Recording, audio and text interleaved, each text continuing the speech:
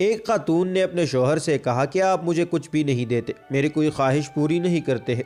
अपने शौहर से शिकायत करने लगी कि आज तक आपने मेरे लिए क्या किया है। वो बहुत परेशान हुआ कि मैंने आज तक अपनी बीवी के लिए कुछ किया ही नहीं। शादी को 10-15 साल हो गए, आज वो ये कह रही है कि आपने मेरे लिए कुछ किया ही नहीं। खैर वो किसी से मिला तो उन्होंने मशवरा ये दिया कि आप अपने बीवी से कहे कि आपको क्या चाहिए, वो जो भी आपको चाहिए कि फहरिस्त बनाए।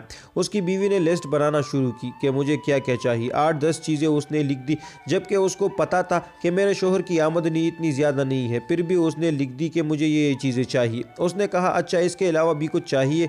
उन्होंने कहा नहीं मुझे बस यही चाहिए। फिर उन्होंने कहा अच्छा आप इन 10 चीज़ों में से किसको पहली तरजीह देती है?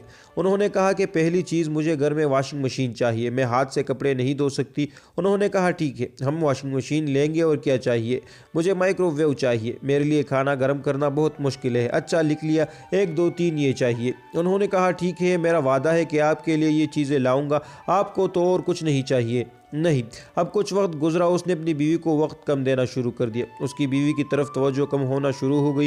वो ज़्यादा वक्त अपने रोज़गार को देने लगा। पहले 10 घंटे काम करता था, अब 14 घंटे ओवर टाइम लगाने लगा और दोस्तों में ज़्यादा बैठने लगा। कुछ इसने मामूल से हटकर काम करना शुरू कर दिए। पहले घर में आकर कभी कभार बीवी का हाथ बटा देता था, अब उसने वो सब कुछ छोड़ दिया। जब कुछ वक्त गुजरा तो खातून ने कहा कि आप मुझे वक्त नहीं दे रहे, आप उस तरह नहीं है जिस तरह पहले थे। उसने कहा कि मैं कोशिश कर रहा हूँ कि ज़्यादा से ज़्यादा कमाऊँ ताकि मैं आपको ये चीज़ें दे सकूं। फिर वो वॉशिंग मशीन लेकर आ गया, कुछ अरसे बाद माइक्रोवेव भी लेकर आ गया और फहरिस्त में जो जो चीज़ें उसने लिखी थी वो एक एक करके लाता रहा। लेकिन इसकी बीवी ने महसूस करना शुरू किया कि मेरी ज़िंदगी में कुछ चीज़ें कम हो गई है, अब वो चीज़ें मुझे नहीं मिल रही है। पहले वो आते थे तो मुझसे बड़े प्यार से बातें करते थे, मेरे साथ बैठते थे, हम लोग घूमते थे, छुट्टी के दिन हम लोग पार्क जाते थे। अब वो इस दिन भी नौकरी कर रहे हैं, रात को वो 12 बजे आते हैं और सो जाते हैं, सुबह 4 बजे उठकर चले जाते हैं। वो मुझे वक्त ही नहीं दे रहे। अब वो बच्चों के साथ खेलते नहीं है, अब मेरी बात सुनने का उनके पास वक्त नहीं है, वो खाना खाकर आते हैं।